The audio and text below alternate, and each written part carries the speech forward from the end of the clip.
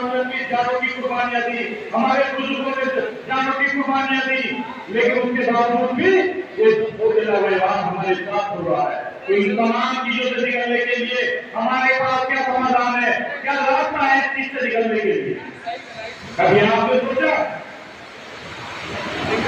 नहीं सोचा। क्यों?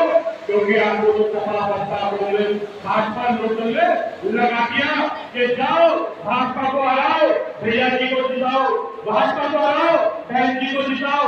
कभी आपके ऊपर क्यों हो जाती है वो लोग नहीं।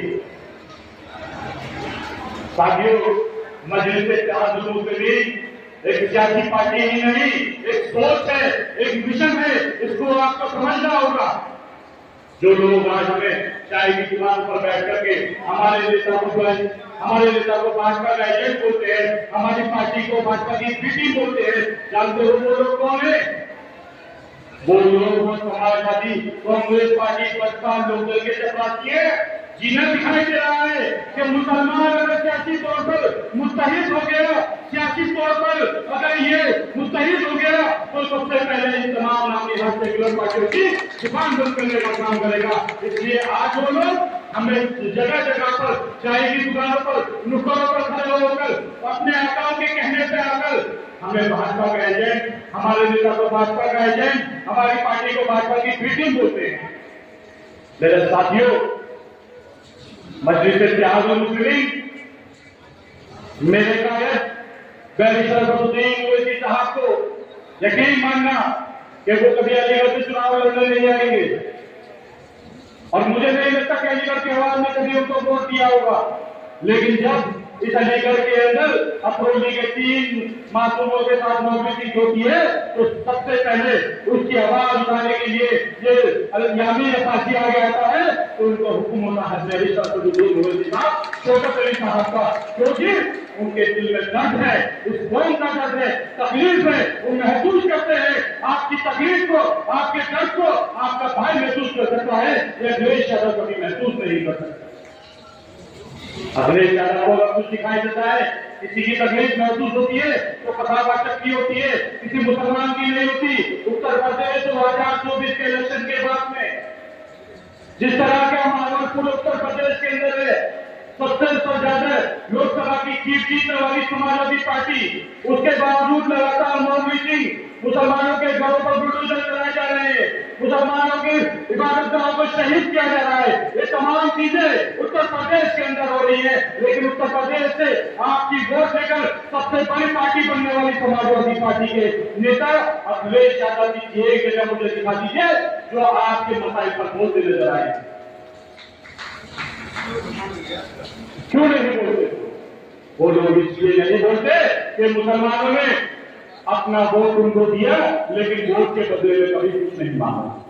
उन्हें पता है कि 27 के चुनाव में वो लोग आएंगे और आपको डर दिखाएंगे, भाजपा का संघा, और आपसे वोट ले लेंगे। आपकी हालत उन्होंने ये कर दी है कि आपके दिल से खुदा का खौफ निकालकर, अल्लाह का खौफ निकालकर भाजपा का खौफ निकाल। साथियों, हमें समझना पड़ेगा ये सियासत की लड़ाई है, ये कोई एक दो दिन की लड़ाई नहीं है, ये बहुत लंबी लड़ाई है, और इसे लड़ने के लिए सबसे पहले हम लोगों को मुत्तहिद होना पड़ेगा। हमारे नौजवान को आगे आना पड़ेगा, क्योंकि कहते हैं कि शोर जमाने चलती है वो शोर जमाना चलता है। हमें मुत्तहिद होना पड़ेगा, आगे कदम बढ़ाना पड़ेगा। ये सियासत की लड़ाई है, और मैं आपसे कहना चाहता हूं कि सियासत में हक मांगने से नहीं मिलता, उसको छीनना पड़ता है, लेकिन उसको छीनोगे कैसे? आपके पास रास्ते क्या है? आप तो कांग्रेस को वोट देते हैं, मुझे बताइए क्या आपको कांग्रेस ने सियासत में हिस्सेदारी दी? आप तो समाजवादी पार्टी को वोट करते हैं, 4 बार मुलायम सिंह यादव और उनके बेटे को सूबे का मुख्यमंत्री बनाया। मुझे बताइए कि क्या सियासत में कोई हिस्सेदारी मिली? बसपा को, बहन जी को 4 बार आपने सूबे का मुख्यमंत्री बनाया। मुझे बताइए कि क्या आपको सियासत में हिस्सेदारी मिली? नहीं मिली। साथियों, सियासत में हिस्सेदारी अगर आपको मिल सकती है तो दलित वाला जो पैटर्न है, जिस पैटर्न में दलित ने काम किया, आपको उस पैटर्न पे काम करना होगा। वो पैटर्न क्या है? वो पैटर्न ये है कि आपको इस पटन से जुड़ना, काय से जुड़ना होगा? इस पटन से जुड़ना होगा। आप लोग इस पटन से जुड़ेंगे तो आपकी सियासी प्लेटफॉर्म मजबूत होगा, आपकी जमात मजबूत होगी।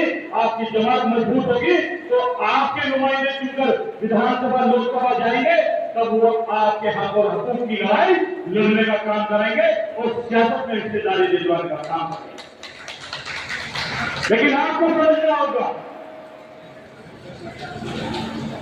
मौसम खराब है, आप लोगों को भी काफी वक्त हो गया बैठे हुए। मैं चंद बात करके आप लोगों से विदा लूंगा। साथियों,